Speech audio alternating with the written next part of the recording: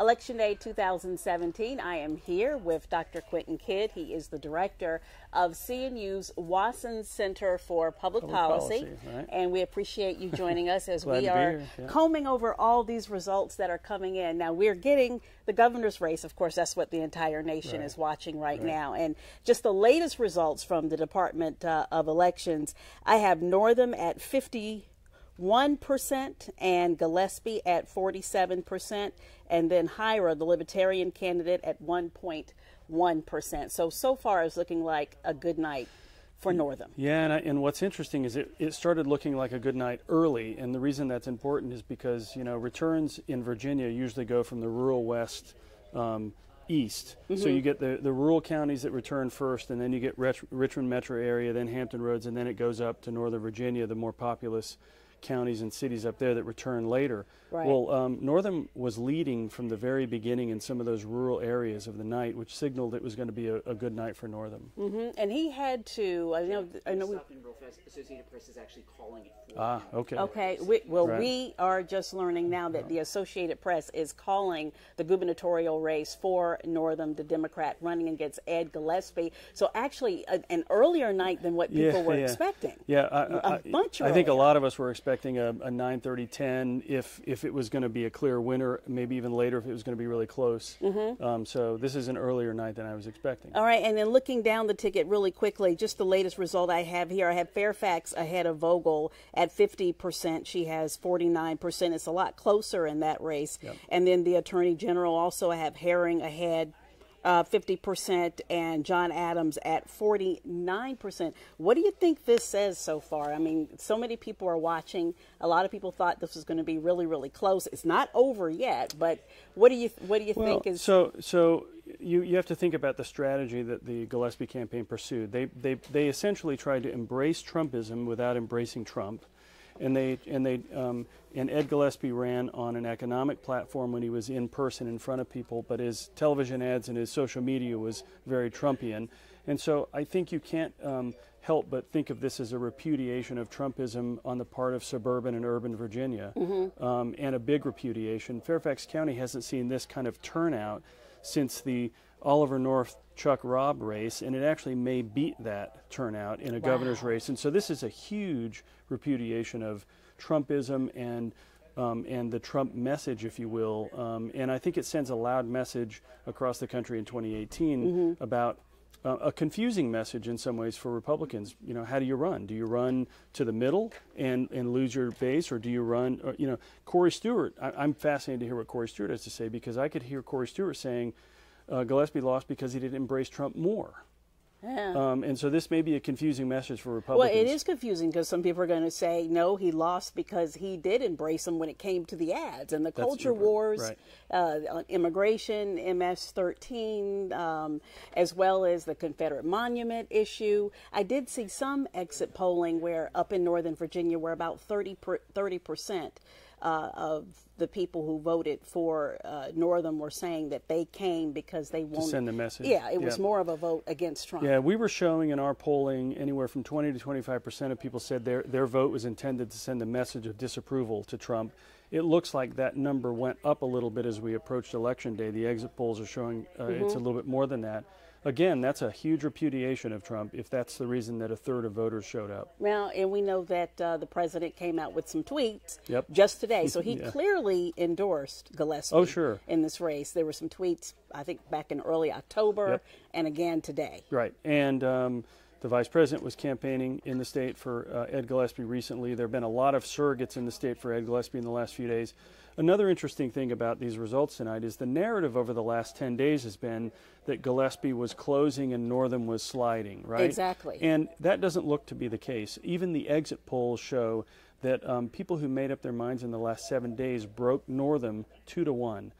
So the conventional narrative doesn't seem to be what really was happening in the eyes of voters. Okay, and right here from the AP, it says Democrat Ralph Northam wins Virginia's hard-fought race for governor. Now, we're still waiting to hear the official results for Justin Fairfax against Jill Vogel, and Mark Herring, the current Attorney General, trying to keep his position running against John Adams. voters. And Right. you did tell me earlier in the week when you all did the poll, I guess when it came out yesterday, actually, that there was some, you were seeing some Northern Vogel voters. Yeah, so both partisans are in their camps pretty firmly at the top of the ticket. Vast majority, 90+% of Republicans support Gillespie, 90+% of Democrats support Northam. But there was a little bit of cross-ballot voting we detected in our polling from Northam to Vogel, and that's either a gender thing, women who wanted to vote for a female candidate, or a Wilder effect. Some white voters who weren't going to vote for an African-American candidate. And so I think there's going to be a lot of digging into the data to find out if there's a combination of female Wilder effect or if there's just a female effect or what. And speaking of Wilder, I mean, Doug Wilder endorsed Justin Fairfax, and he was critical of Northam, given that whole controversy about the ad or the political card that was passed around that left Justin Fairfax off. Right. Of course, this was put out by a union. Right. The union did not endorse Justin Fairfax, but did endorse Northam. Still, Northam got a lot of criticism about that. Right, and backed off of that very quickly. But of course, you know, as far as everyone was concerned at the time, the damage had been done. You know, you endorse something like that, you own it. I think another thing that may be surprising to some people is that people see Gillespie as a good closer, because if you remember back in 2014, people were really expecting Warner to just run away with that Senate race, and here comes Gillespie and only loses by like 18,000 votes because he did so well at the end of the campaign. A lot of people felt and I think that's what people thought was happening in the last 10 days of this campaign. That's why that narrative developed that Gillespie was closing strong and that Northam was sliding somewhat, but that doesn't appear to be the case. So the shadow of Trump looms long in this race, and apparently it was too much for Ed Gillespie to overcome. All right, kind of saw him trying to play both ways there. You know, I did an interview with him, and he clearly would not come out and say that he wanted the president's endorsement. Well, I had the opportunity to moderate a couple of forums with the two of them and listen to them talk about 6 times during the campaign. I never heard Ed Gillespie volunteer to talk about monuments or anything like that, immigration or anything. He, in person, wanted to talk about the economy. His ads were all about monuments, immigration, and crime, though. And so he was trying to essentially, I think what you saw, the Ed Gillespie you saw in person was the Ed Gillespie who Ed Gillespie wanted to be. That's the kind of candidate he wanted to be and the kind of Republican that he is. The Ed Gillespie you saw on TV and social media was what his consultants told him he needed to be. And what we're finding out tonight is that didn't work. That didn't work. You know, nationally, we have seen a number of Republicans, some of them come out and be very critical of the president, but then a lot of them are just kind of going along, not saying much. Do you see that maybe changing some after this election? The dramatic loss tonight, and I think if it's a 6-point loss, it's a pretty dramatic loss. The dramatic loss tonight on Ed Gillespie's part will signal to Republicans that Trump not only is, his approval ratings are at record lows in the polls, but he actually is a liability on the campaign trail. And I think we'll start to see more Republicans either distance themselves openly or be openly critical of him. Right, and then he did lose Virginia, as we know, by almost 6 points, and it's possible, we don't know now, that the margin between Gillespie and Northam may be about that, or could be similar or higher. All right, the Herring-Adams race, what was the dynamic in that race? I know that Adams criticized Herring for putting politics too much into the office of the Attorney General. I think what drove Adams into the race and what drove Republicans to support Adams like they did was Herring's refusal to defend Virginia's constitutional prohibition of gay marriage. That really bothered Republicans. It really bothered social conservatives, and they were intent on challenging Herring on that. And that was essentially primarily the criticism of putting politics into the office, right? Right. In the end, the coattails at the top of the ticket are long, and the electorate is pretty polarized, and so if Northam wins big, that's probably going to pull Herring across the finish line. It's going to pull Northam across Herring across the finish line. But it may also pull a lot of Democratic House of Delegates candidates across the finish line as well. And we had some pretty competitive delegate races going on, all 100 seats on the ballot. We were seeing some two-thirds contested by the two parties, right? Which is a high of the last 20 years or so. Okay, we know it was 66-34 Republican. Nobody expects it to flip, but it could get pretty close. Yeah, conservative estimates at the beginning of the night were saying 1 to 2 seats. It could be as high as 10 seats by the end of the night, which would be a phenomenal night for Democrats. People weren't really projecting that. The most fascinating one to me is House District 13 in Northern Virginia, Bob Marshall and Danica Roem.